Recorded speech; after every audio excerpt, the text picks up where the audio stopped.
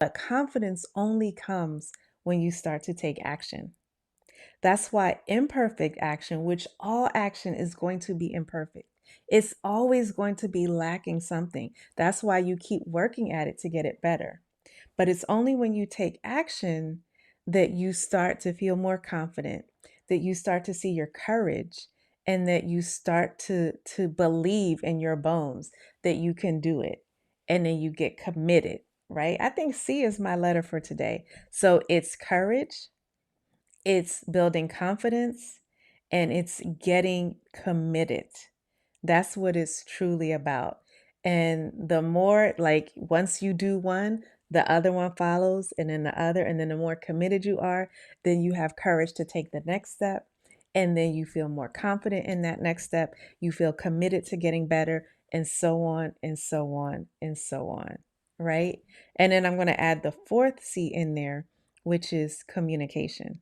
And for me, communication is always at the core of everything, whether it's relationships, whether it's setting boundaries, whether it is getting your point across. Of course, that's what it is. But whether it's connecting with other people, knowing how to communicate and knowing all levels of communication from nonverbals to, expressions, gestures, things that you write, how you say things, when you say things, all of that is communication. And you know what another form of communication is? And I'll back up. Another form of communication has to do with who we communicate with. And we always think about the fact that we're communicating with other people. We feel like, okay, who are we communicating with? But we fail to realize that one of the main people, the most important person that we communicate with is ourselves.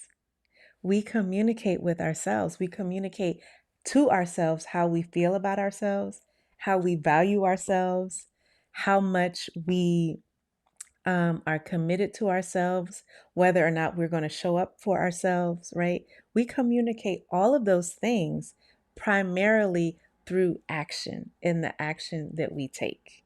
Okay, so this week for me, the thing that made me feel unstoppable, amazing, elevated, empowered as a woman had to do with taking action, empowered action, imperfect action, but action nonetheless. All right, so that is my amazing moment of the day. Let me see if I can get some sound effects. All right. So that was what made me feel good today and this week.